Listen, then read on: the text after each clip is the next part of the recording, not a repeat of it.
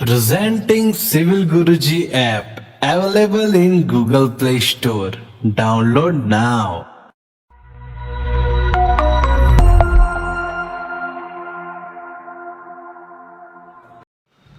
Hello engineers, welcome back to your own learning platform which is Civil Guruji Civil Engineers Training Institute.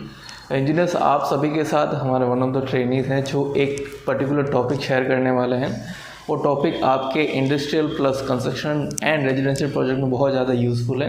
I hope कि वो particular topic आपको पसंद आएगा and you will like it. So let me take you directly to our training with that particular topic. My name is MD Irfan Ansari. I am from Jamshedpur. I am complete my study in Kalinga University, Raipur. आज जो मेरा topic है वो brickwork से related मेरा topic है।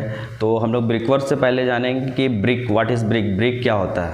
आज हम बात करेंगे brick types of brick, 3 types of brick, जिसमें पहला ब्रिक होता है first class of brick, first class of BRICS.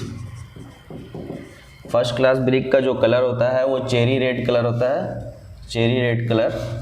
इसका वाटर अब्जॉर्प्शन जो होता है वो 20% तक होता है और इसका कंप्रेसिव स्ट्रेंथ जो होता है वो आपका 10.5 न्यूटन पर mm² होता है। इसी तरह सेकंड क्लास ऑफ ब्रिक जो होता है डीप रेड कलर का होता है।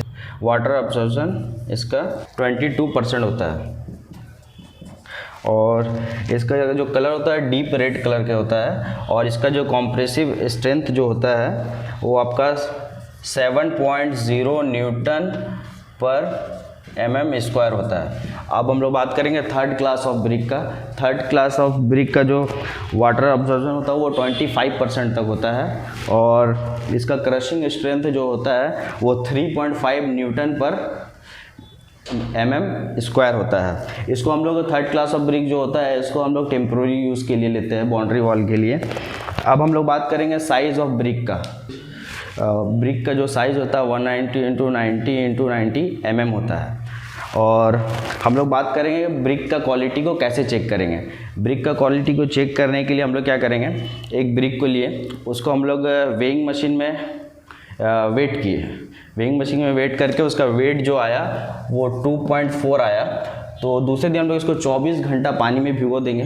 24 घंटा पानी में भिगो देने के बाद इसका वेट आया 2.8 आया।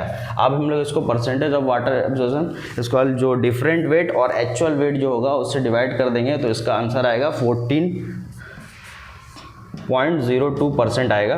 तो इस ब्रिक को हम लोग यूज़ में ले सकते हैं। ये जो टेस्ट है ये वाटर ऑब्जर्वेशन टेस्ट है। अच्छा, इसका क्वालिटी कैसे चेक करेंगे, हम लोग एक ब्रिक को लेंगे, ब्रिक को लेके 5 से 6 फीट ऐसे हाइट ऊपर जाएंगे और फ्री फॉल करेंगे, इसको हम लोग छोड़ देंगे। और ये ब्रिक टूट गया तो हम लोग इसको यूज़ में नहीं लेंगे। और अब हम लोग आते हैं इसका what is brick work. Brick work is machinery produce by a brick layering using brick and mortar. इसका ब्रिक वर्क का जो रेशियो होता है 1:3 से 1:4 तक हम लोग लेते हैं। ब्रिक वर्क में जो हम लोग मोटार यूज़ करते हैं वो 1:3 से लेकर 1:4 तक हम लोग यूज़ करते हैं, जिसमें 1 पार्ट सीमेंट का होता है और 3 पार्ट सैंड का होता है। ब्रिक वर्क में 4 तरह का बॉन्ड होता है। फर्स्ट स्ट्रेचर बॉन्ड, सेकंड आपका इंग्लिश बॉन्ड, थर्ड आपका फ्लैमिश बॉन्ड, 4 आपका हेडर बॉन्ड। 4 तरह का बॉन्ड होता है। टाइप्स ऑफ बॉन्ड जो 4 तरह का होता है, जिसमें स्ट्रेचर बॉन्ड जो होता है वो ज़्यादातर हम लोग उसको आपका पार्टीशन वॉल के लिए यूज़ करते हैं। और जो तीनों जो बॉन्ड है आपका Flemish bond, English bond, header bond, इसको हम लोग मेन वॉल के लिए 200 mm के लिए यूज़ करते हैं, आउटर वॉल जिसको बोलते हैं। आई होप ब्रिक वर्क के रिगार्डिंग जो इन्फॉर्मेशन मैंने आपको दी है, अगर आपको इससे को लगता है कि आपके रिगार्डिंग डाउट हुआ होगा तो आप हमको कमेंट बॉक्स में कमेंट करके पूछ सकते हैं और डाउट को क्लियर कर सकते हैं। Thank you. Hello, my name is Swaminath. मैं गोरखपुर से बिलोंग करता हूँ और मैं सिविल इंजीनियर डिप्लोमा मथुरा से किया हूँ। और मैं आज को आपको मैं प्लास्टरिंग वर्क समझाने जा रहा हूँ।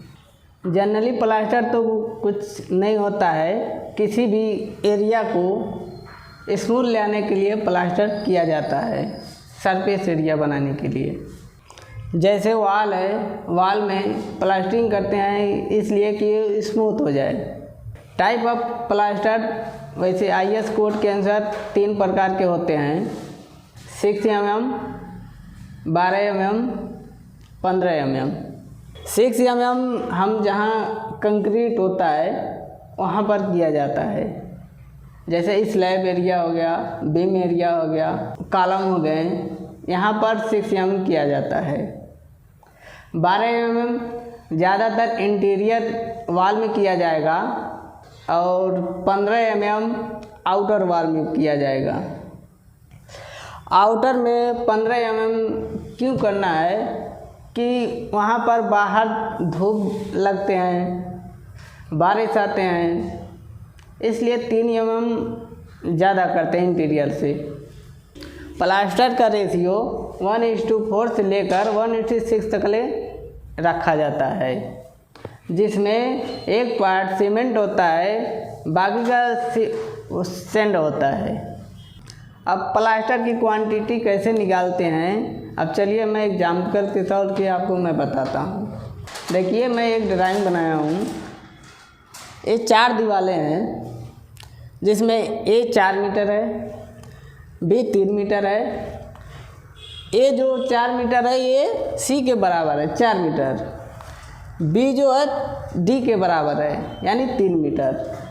अब एक एक करके मैं आपको एरिया निकाल रहा हूँ। देखिए जैसा कि अब चौड़ाई बताएं हम आप लोग को, हाइट 3 मीटर है दीवार की। अब इसके अनुसार कैलकुलेशन हम करेंगे, जैसे कि मान लीजिए A का लिए 4 मीटर इंटू हाइट है 3 मीटर, टोटल हो गया 12 मीटर स्क्वायर। ठीक इसी प्रकार सबका हम करेंगे।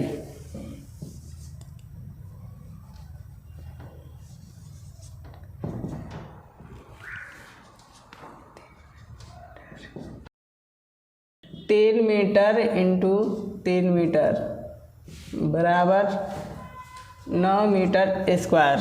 B का एरिया निकल गया, जिसमें चौड़ाई और ऊंचाई है C का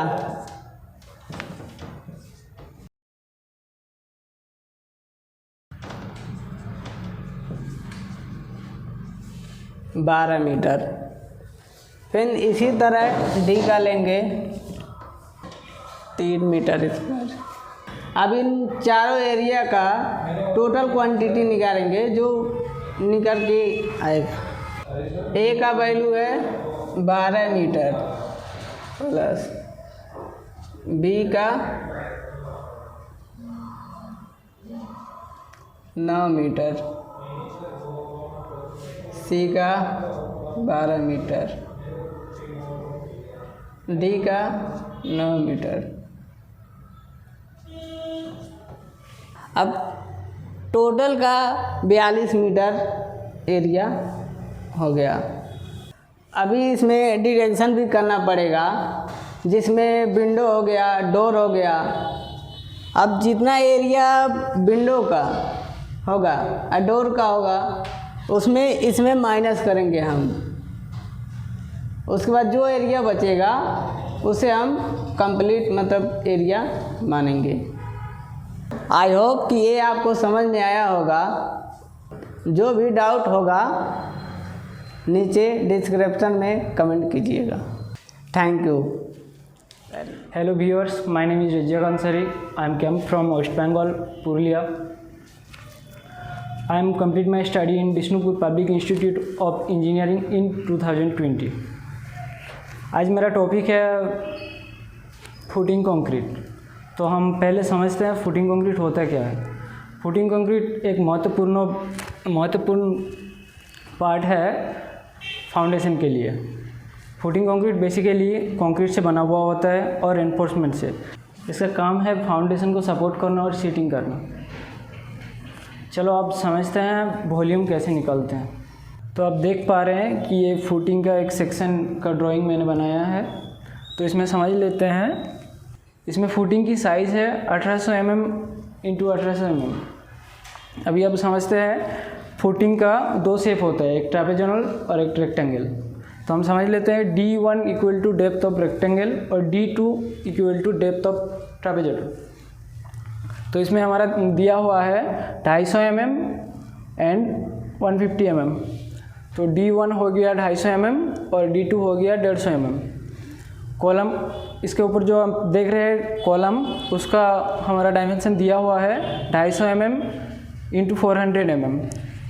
कॉलम विथ 100 mm एक्स्ट्रा, हमने इसको शटरिंग के लिए 100 mm इधर 100 mm उधर छोड़ के रखा है ताकि कोई असुविधा ना हो। तो इसका टोटल हो जाता है 450 mm into 600 mm। Bottom of area A1 हमने लिखा है, तो इसका डायमेंशन है 1.8 मीटर इंटू 1.8 मीटर। ट्रेपेजोनल पार्ट का एरिया है A2 0.45 इंटू 0.6 मीटर। ये हमारा डायमेंशन है। चलो ये सारा डाटा हमको मिल गया है, अभी हम इसका वॉल्यूम निकालते हैं। तो हमने देखा था कि दो शेप है, volume of rectangle and volume of trapezoidal part. तो हम पहले वॉल्यूम ऑफ रेक्टेंगल पार्ट को निकालते हैं। तो इसका फॉर्मूला क्या है, length into breadth into height. तो हमारा इक्वेशन निकल के आता है 1.8 इंटू 1.8 इंटू 0.25। तो इसको इक्वल कर देंगे तो 0.81 मीटर क्यूब आएगा। अब हम समझते हैं वॉल्यूम ऑफ ट्रेपेजोनल पार्ट को। D/3 इसका जो सॉल्यूशन है वो है D/3 bracket A1 plus A2। A1 क्या है, area of bottom of trapezoidal part and A2 है top area of trapezoidal part. ऐसे ही हमारा इक्वेशन निकल के आता है। D का वैल्यू है 0.15/3। अब 1.8 मीटर 1.8 मीटर 0.45, ये सब हमने इक्वेशन सॉल्व कर लिया था। तो हमारा ये निकल के आता है 0.22 मीटर क्यूब। अब हम इसको टोटल वॉल्यूम निकालने के लिए हम बोलेंगे, टोटल वॉल्यूम ऑफ फुटिंग निकालने के लिए हम दोनों को सम कर देंगे, तो आ जाएगा हमारा 1.03 मीटर क्यूब। आपको शायद मेरा ये टॉपिक पसंद आए और इससे आपको हेल्प हो। अगर कोई इसमें दिक्कत आए तो आप कमेंट सेक्शन में जाके कमेंट कर सकते हैं। Thank you.